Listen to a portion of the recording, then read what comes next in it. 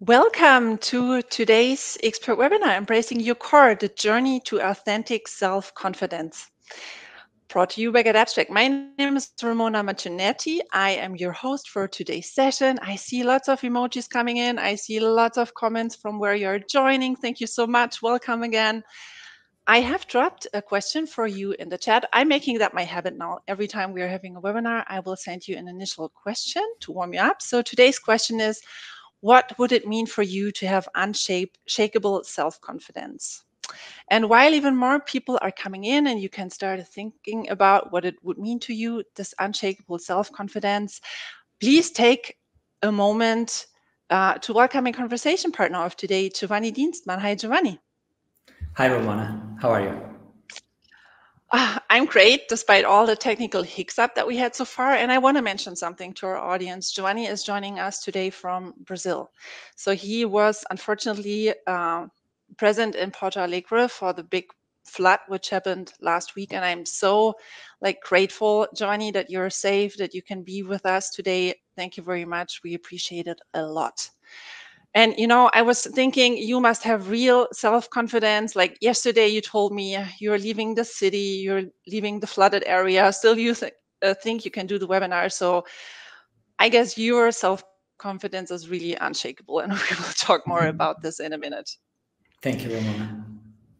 To the audience, do you sometimes find yourself questioning your true potential? Are you seeking clarity on what you are and inspired to be? And maybe does fear of failure prevent you from achieving your career goals? I guess self-doubt is a natural human condition, so you're definitely not alone. Like I'm feeling every time totally intimidated when I'm entering, a full webinar like this. So I'm with you if you answered one or more of these questions with yes. But fortunately, there are experts who share the insights and provide actionable strategies to build a resilient sense of self. So again, welcome, Giovanni. I'm really happy that you're here today. You're a self-discipline coach, you're a meditation teacher, and a best-selling author. And as a coach, you're helping ambitious professionals live a more focused and disciplined life. And since 2014, I believe, you have been successfully coaching people to overcome distractions, procrastination, self-doubt, fear, and other forms of self-sabotage. So, Giovanni, it looks like our audience is prepared for some deep introspection today. Comments keep coming in. Back to my initial question. What would it mean for you to have unshakable self-confidence? Let me try to find some answers between the many comments that come here, which is challenging because they fly in. Let me see. Help me out, people. Please post your answers. What would it mean for you to have unshakable self-confidence? Here is a comment. To me, it would mean to have no, oh my God, it's skipping so fast. Stay. Impossible. Power in life, more resilience, stay positive at all times. Again, resilience, being grounded, pursuing my goals, be more sure, more sales, not doubting myself, being fearless, lack fear. It's really hard to follow up on all your comments as they come in. But Giovanni, what do you think? Is that like a are those common answers that you get to that question? Absolutely. Confidence is at the core of us performing at our best, of us showing up as our best self. It improves our ability to achieve goals in any area of life. Confidence also makes us take on bolder goals. We are motivated to do something when there is that sense that we can do this, we can achieve this, we can get this reward. And the more exciting that reward, the more motivated we feel. But the other side of this equation is that we are not going to pursue something if we feel that we cannot achieve it. And that is subjective. So if you are rooted in a sense of self-belief and with everything that comes with self-confidence, in a way that is balanced, I saw some people in the comments mentioning that, so absolutely, then you will take on bolder goals. Then your perception of what you are capable of will be much stronger. You will be more motivated. When you fail, when things don't happen the way you expect, you will have more resilience. You will get up and continue, because you will not interpret that failure as meaning that you can't do it, as meaning that you're not good enough. You will get that failure as feedback. You are determined to achieve your goal. You have that unshakable belief in your capacity. You're not deluded about how quick it's going to be, or thinking that it's going to be easy and that you already have all that it takes. No, that is arrogance. But you have that unshakable self-belief that whatever challenges come my way, I will be able to figure out, and I will keep moving forward.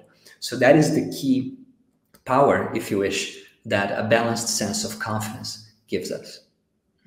And you are leading the way here. I mean, you've just been in a flood, and I saw many people commenting they are happy you're safe. Dear audience, please keep your comments coming, and also questions. Below the comment section, there is a Q&A section.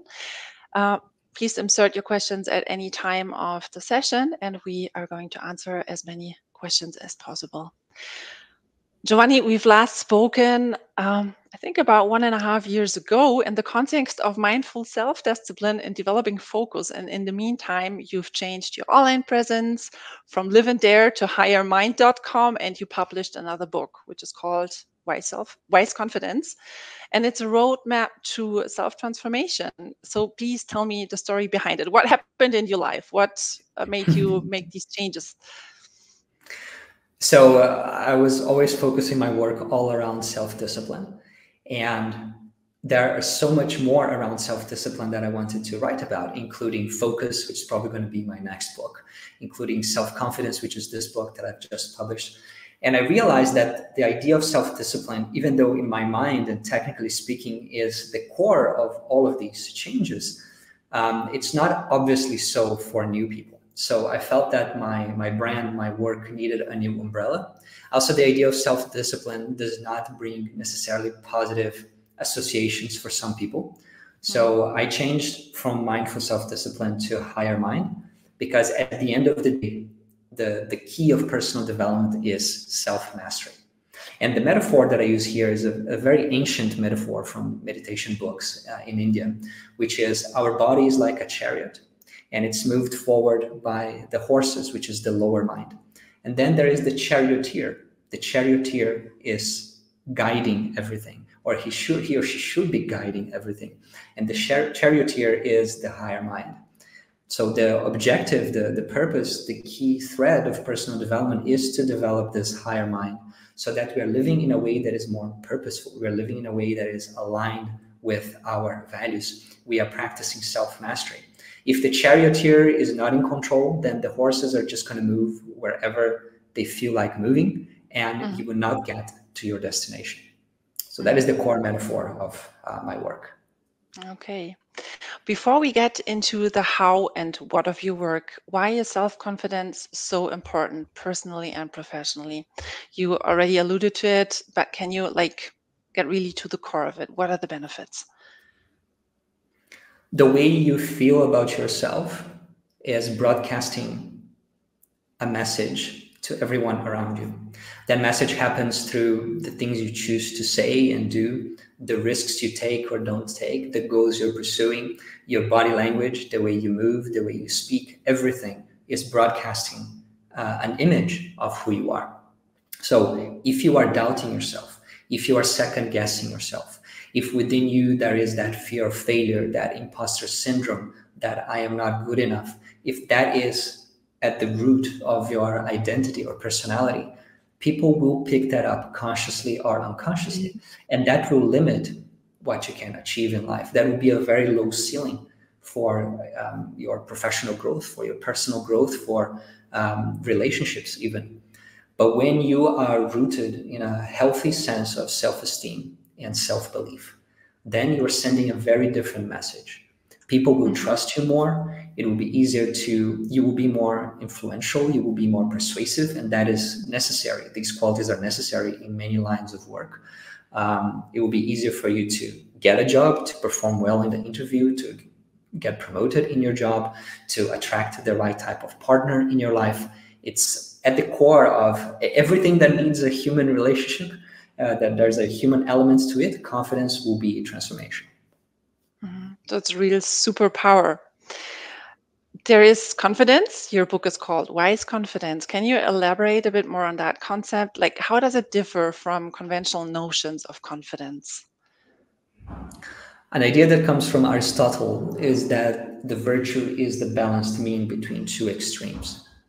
And so I applied that idea to confidence. In one extreme, we have self-doubt. When you have self-doubt, you don't move forward. Or if you move forward, it's wholeheartedly. You are almost expecting to fail. And there's that confirmation bias that then makes it more likely that you will fail. And you don't go after bold goals because you don't believe that you can achieve them. On the other end of the spectrum, the other extreme is overconfidence or arrogance. Here, you're not doubting your capacity. You're not underestimating yourself, but you're underestimating the path. You think that you are super good and that you already have all the skills that you need and that you're going to achieve your goal quickly and easily. And therefore, you don't have that humility, that attention, that presence that would be required for you to really perform at your best. It's you're not going to give your best if you think that all you need is a little bit of effort to win, to move forward. So that is also limiting in its own way. The balance here is what I call wise confidence. It is confidence, but there is also wisdom. It's the balance between confidence and humility. You are aware of your strengths. That's what gives you confidence. You're also aware of your weaknesses. So you're not underestimating yourself, but you're also not underestimating your path. You are simply focused on showing up as your best for every challenge in your life. Focused on showing up with what I call the 5 elements of wise confidence: determination, integrity, self-belief, courage, and optimism. So you're not thinking about yourself, I suck or I'm great. You're just focused on showing up as your best. Okay, let's go a bit more into detail on those 5 key elements. So let's start maybe with self-belief. How can individuals differentiate between a healthy self-belief and overconfidence and cultivate the first, ideally? So self-belief is a belief. It's not a logical conclusion. It's a choice. You have a logical conclusion if you have everything that you need to conclude that. But a belief is a choice. You can choose to believe in yourself, or you can choose to doubt yourself. And choosing to believe in yourself doesn't mean you're going to achieve every goal. But choosing to doubt yourself will limit, it almost guarantees failure. It almost guarantees that you're not showing up as your best. So what we are aiming for here is not believing that you are greater than what you actually are. That borders confidence. What we are looking for here is that unshakable belief in your potential, that you can, will, and must achieve your goal.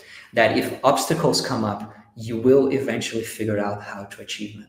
If there is a skill that you don't have, you will develop it. If there is a quality and mindset that you don't have, you will cultivate it. If there is a knowledge that you don't have, you will learn it. If you need help, you will get help. You will do whatever is needed, but you will move forward.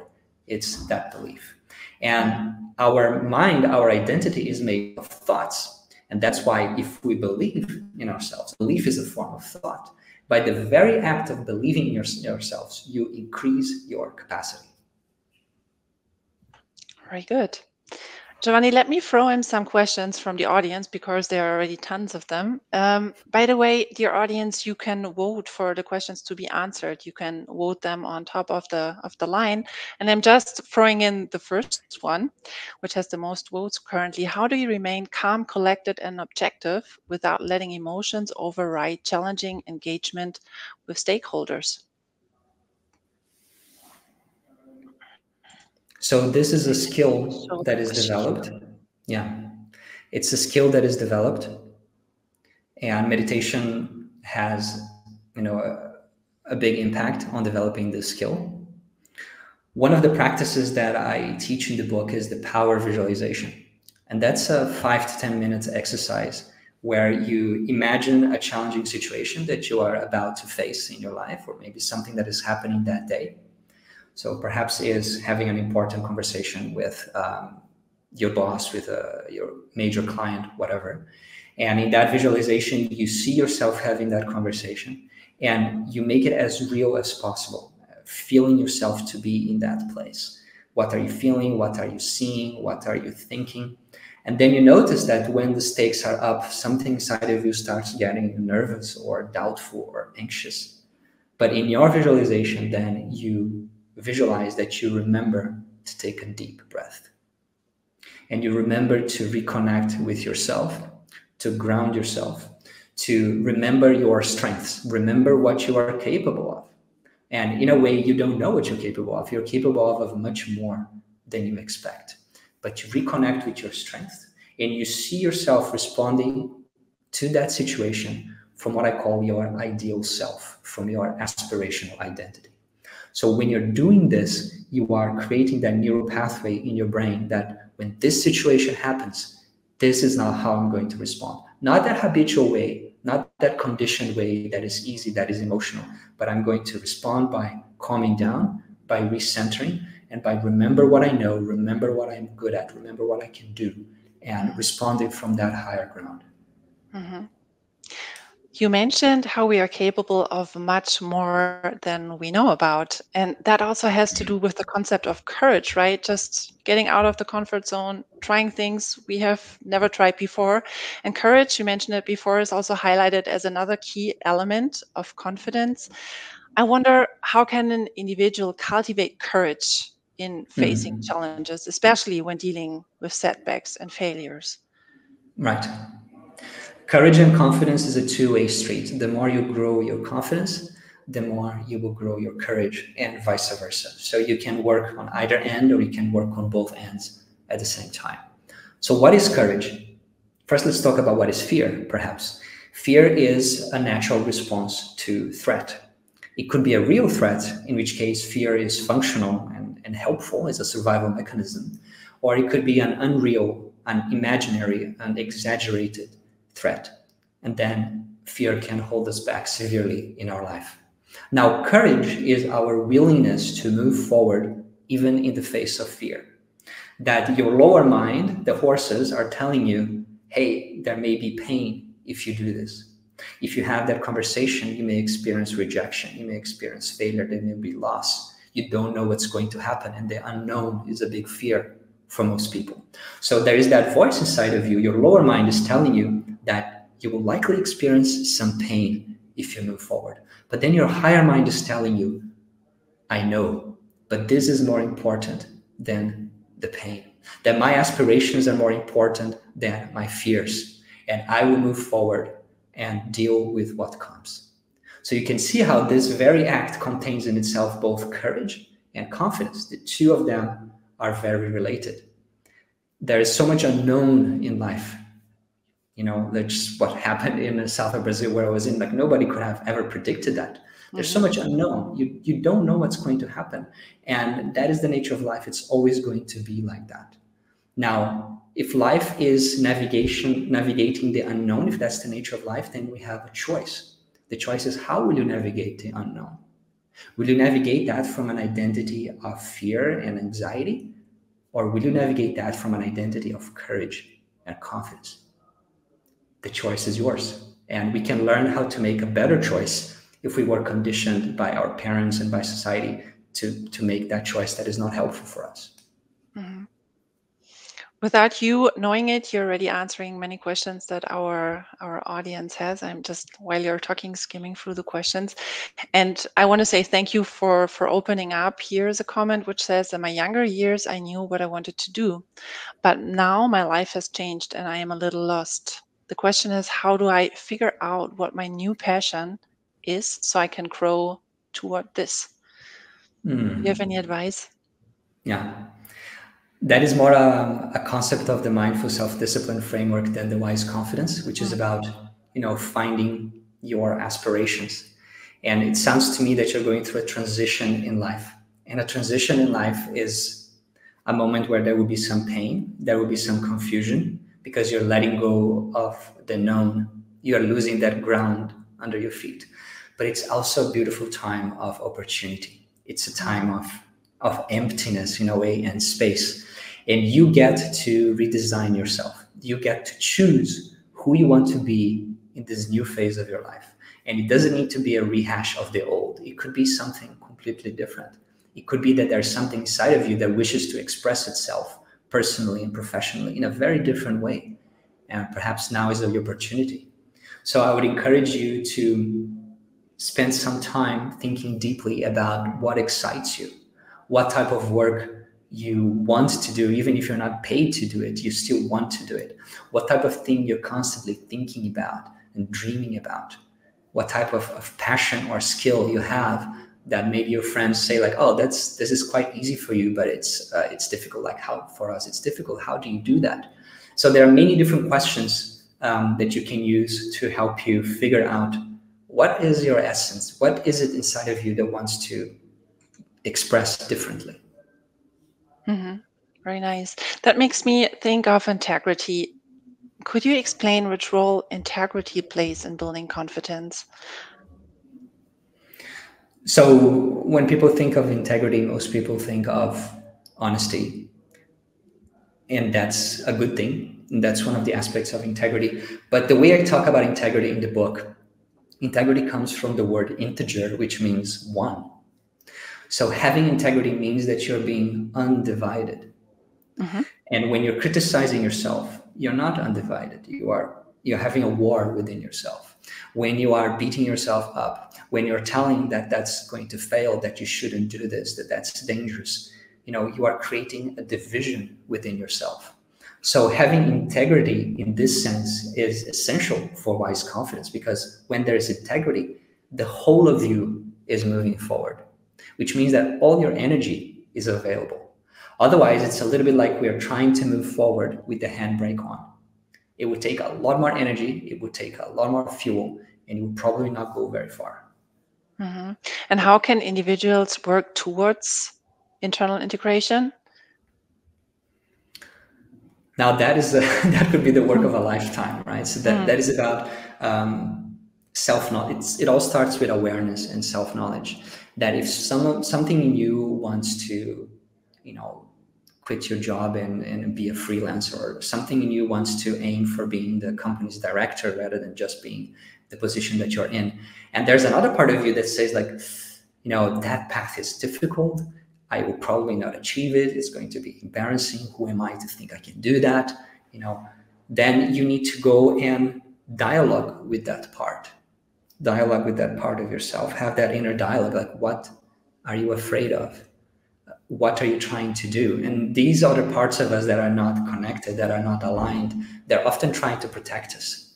And when we can have that dialogue with that part and realize what it's protecting us from, maybe we can say like, okay, I hear you, but this is important for me. Can we at least try this once wholeheartedly and see what happens? Or you can do other things that allow you to feel safer moving forward.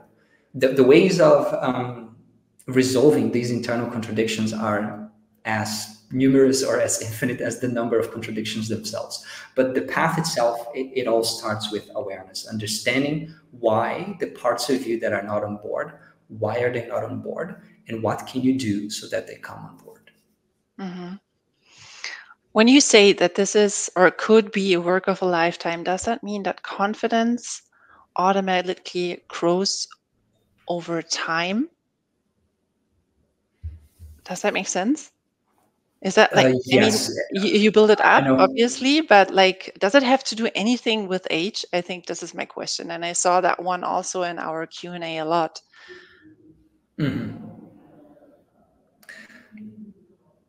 I think there's some truth in that, but we have to be careful so that doesn't turn into a form of excuse or avoidance, like, I'm already this age, so therefore it's going to be harder for me.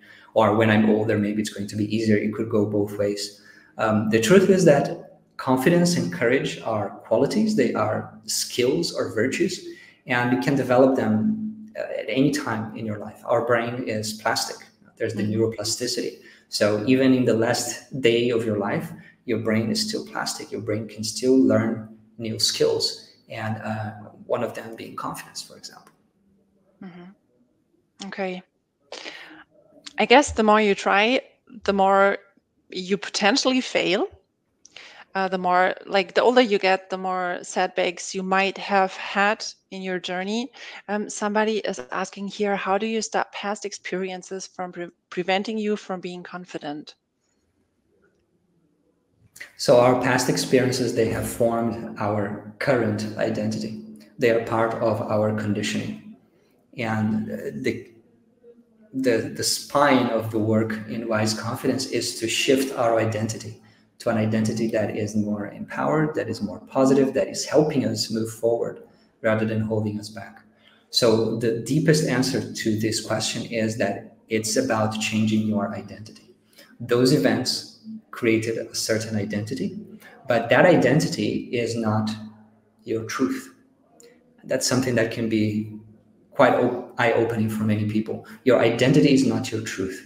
You were born in this world without self-doubt and without self-confidence, without any identity, without any idea of who am I, what is the world, how shall I navigate this thing called life? We don't know. But after some years, fast forward some years, and we all have really fixed ideas, really fixed answers to all of these questions. And this form what I call our box, our conditioned identity.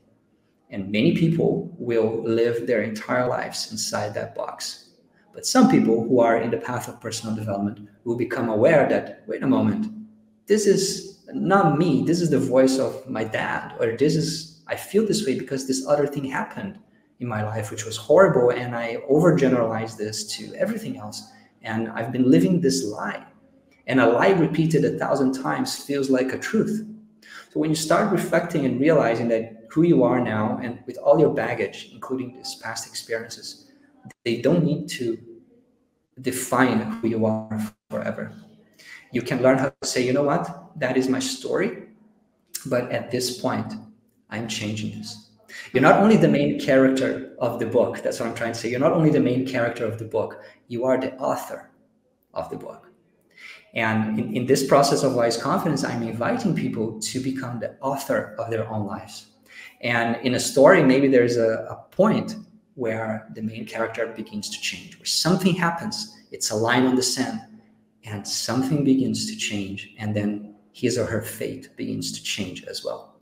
And you have the power to draw that line on the sand. Wow, I love that. Apologies that I'm jumping from this to that, but there's so many questions and it's hard for me keeping track. Here's one about determination. And you mentioned it before, also one of the 5 key elements of wise confidence, determination. I wonder, how can individuals maintain determination and also resilience in the face of obstacles and self-doubt? Determination is connected with the concept of willpower. And when I talk about the higher mind in my work, the 2 key features of the higher mind is awareness and willpower. Willpower is our capacity to influence not only ourselves, but also our lives. When you have strong willpower, then you will change your thoughts, you will change the way you feel, you will gain some level of self-mastery, you will change what you do, and you will change the results you get in life. So determination is basically when you make a strong intention. An intention is more like a wish, like, I have the intention to speak slower in meetings. I tend to mumble, for example. So that's an intention, and it doesn't move the needle that much. It's more like a wish. Mm-hmm. But when it's a resolution, it means that you are determined. It means that that intention is really strong and it's really firm. It's you have focused your mental energy, your emotional energy around that change you want to make. And now that creates a much stronger impact in your mind, your subconscious mind, and in your behavior. So having determination means that you make a strong decision and you don't review that decision. For example, if you make a strong decision that I want to succeed as a writer or as a marketer or as a designer, then you start taking action. And many things may happen that are not helping you move forward. And maybe your mind is also not helping, is throwing up doubts, saying, you know what? Many people at your age, they're already farther ahead than you are in this career. And you just started a year ago and you think you're going to go very far. The mind can play all these tricks. But if you have determination, it means that I have made a decision that is never going to be reviewed. I am determined to master this skill. I'm determined to achieve this position. And whatever happens, it can mean anything except that I'm not achieving that, because I've already determined that I will. And you can see how having this determination makes you more confident. You have a center, you have a pillar that you can rely on. And whatever is happening in your life, whatever failure comes, you reaffirm your will to succeed, your will to make that change. And that's why determination is the first of the 5 elements of wise confidence. Mm-hmm.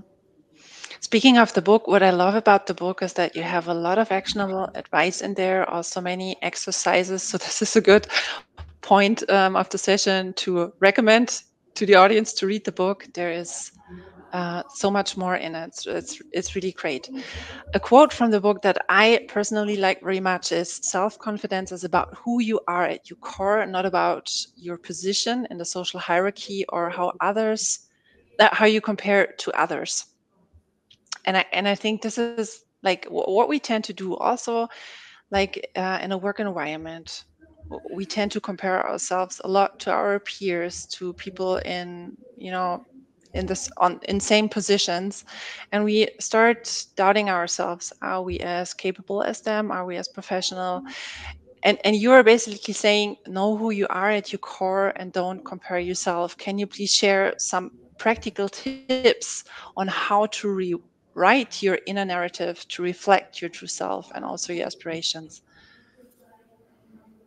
So who we are at our core is our aspirations, what we desire, what we want truly in our heart of hearts. It is our values, and it is our core strengths. So in the book, the first chapter where I'm beginning to give tools to develop self-confidence, the first of them is knowing your core strengths. And your core strengths may not be the strengths of choice or the most popular strengths in your industry.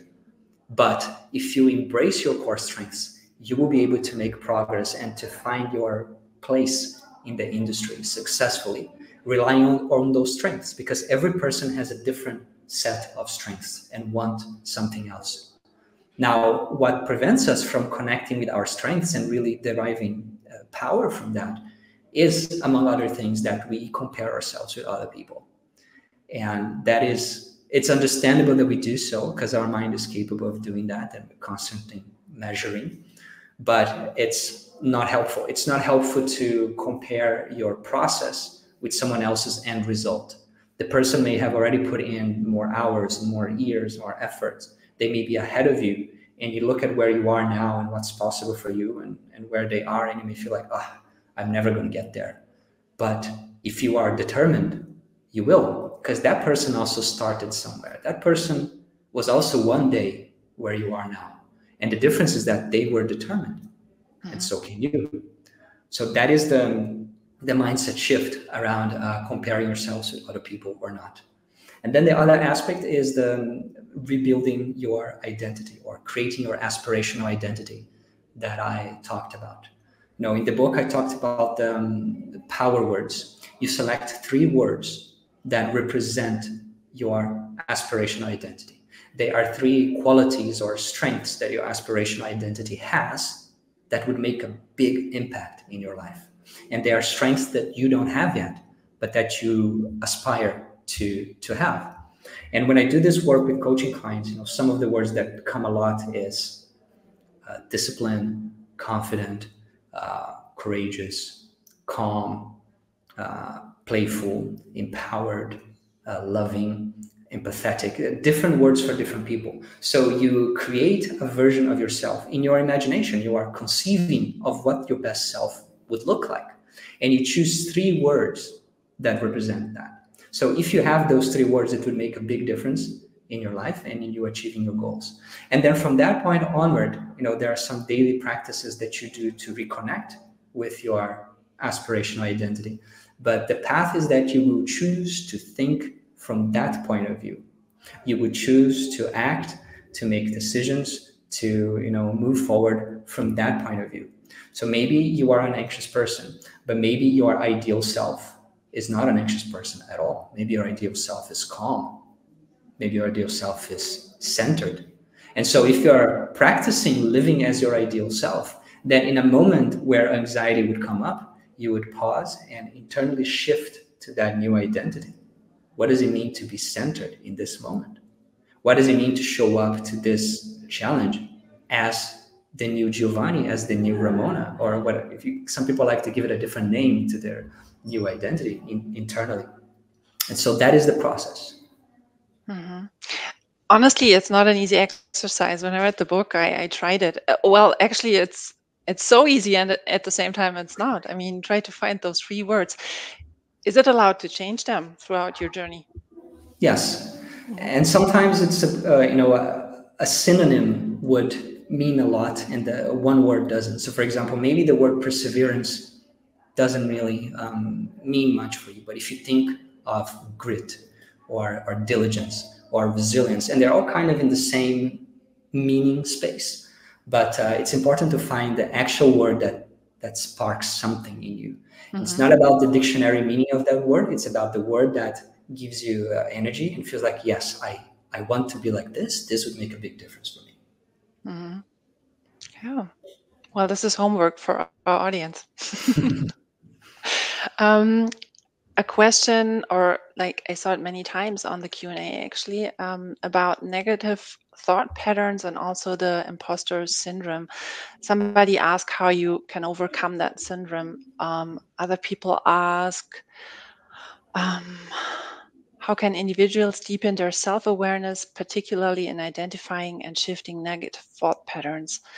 Do you have any advice on that? So it's good if you're asking this question, it shows that you have awareness. And that awareness may be a little blurry, like, oh, I know that these things are not so helpful, or maybe really specific, like it's this thought, it's this feeling that keeps coming up again and again. And that's even better. So you start with the awareness. And then, the core shift is if you have done the aspirational identity work, then you have conceived of a version of yourself that doesn't have that problem in the first place. And then the solution is that you shift internally, and there are ways to do that in your body. There are ways to do that in your mind. You shift internally to that new version, and that new version may feel very fake in the beginning. It's like, I just created this out of my imagination. It's like, it's just a story, yes, but your current identity is also just a story. It's the story of you. It's the most important story of your life, but you didn't write it. Your parents did, Hmm. society did, your past did. And now what I'm inviting you is that you take control over the most important aspect of your psyche, which is your identity, your self-image, and that you rewrite your character, your personality in a way that is more aligned with the person you want to be. Mhm. And doing that, so that's the foundation of the work. And then being realistic and being pragmatic, your conditioning will still come up. Those old voices, the self-doubt, the imposter syndrome is still going to come up. The metaphor that I use for this is like a ceiling fan. If you turn off the ceiling fan, it will continue spinning. For how long? For as long as there is momentum, it will continue spinning. Mhm. And if you feel like, oh, this switch is not working, and you flip it the other side, then it will never stop spinning. And likewise, in this work, you are shifting your identity, you are doing the exercises, and it feels like, hey, but the self-doubt is still coming up. The imposter syndrome, the anxiety is still coming up. Yes, it will come up because you have believed in that identity for decades. Right? It has a lot of momentum. Now you are believing in another identity. There's an internal shift that is happening, but that takes time. Every time that you choose to not believe in the old, to not follow the old way of thinking, and to instead operate from that new way of thinking, you are weakening that old, and you are reinforcing your aspirational identity. Mhm. And Nice. then there are other tools, in the book I talk about 4 main tools that will help you to, okay, in the meantime, like, how do I deal with that momentum? How do I deal with the negative thoughts, emotions, the impulses, the stories that come up from my past?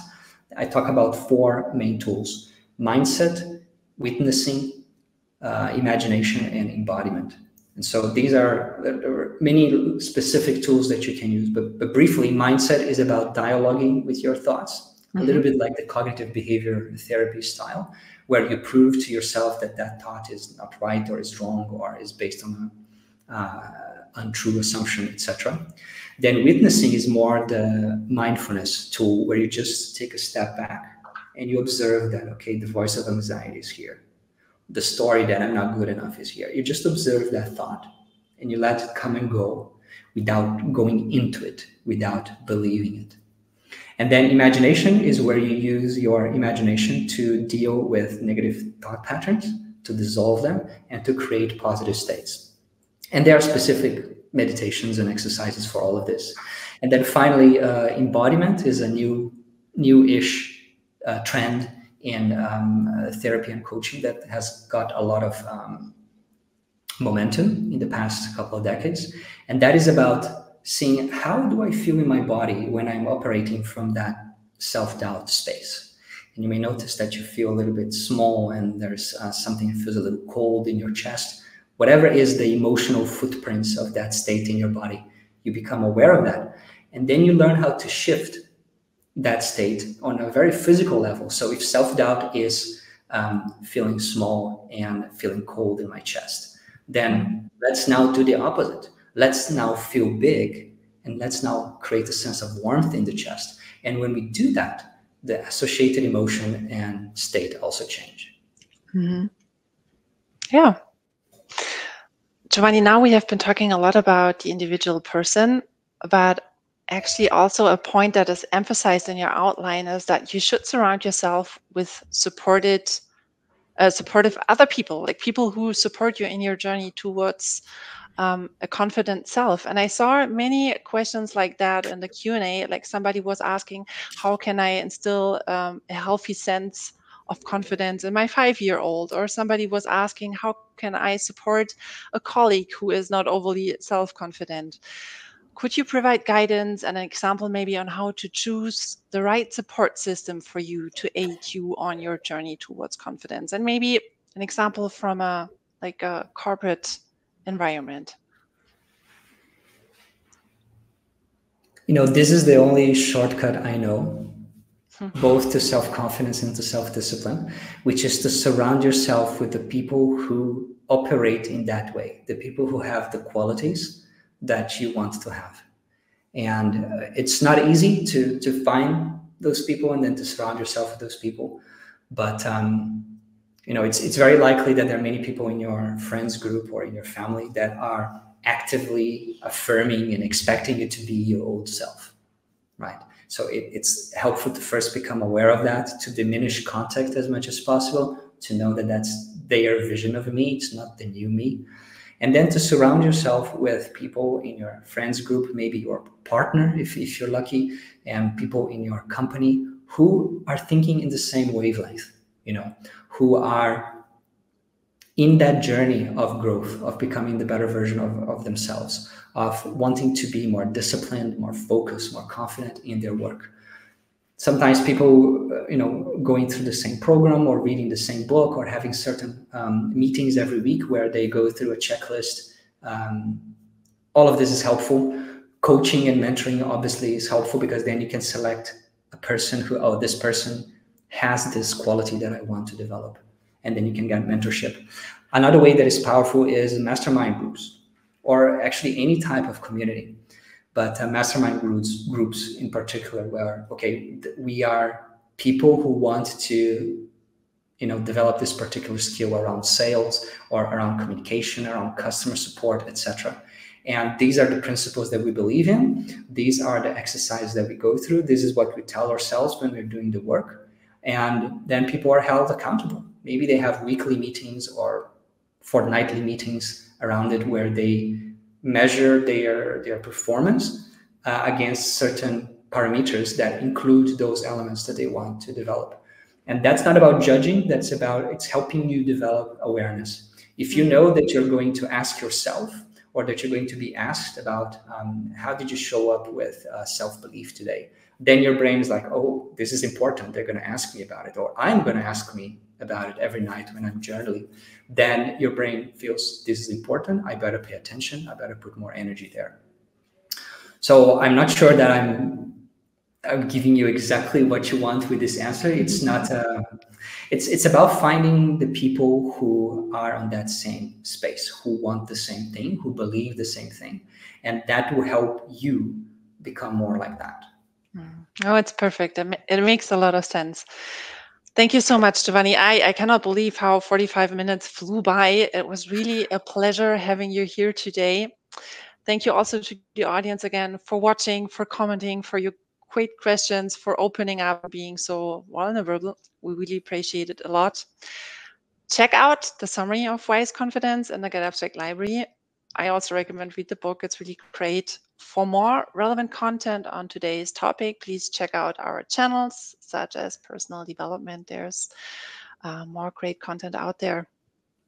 And also, if you can access our micro courses, actionables, I recommend that you look at Speak with Confidence or Overcome Imposter Syndrome. There is an actionable exactly on that same topic.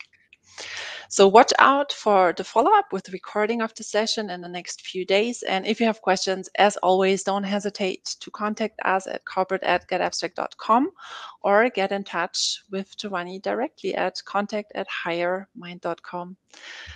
Thanks again, Giovanni, and have a safe travel back to Australia. Thank you. And yeah, Thank you. thank you for making it possible. We are sending all our hope and best wishes to Brazil. And yeah, everybody stay tuned for further events brought to you by Get Abstract. See you again soon. Bye bye.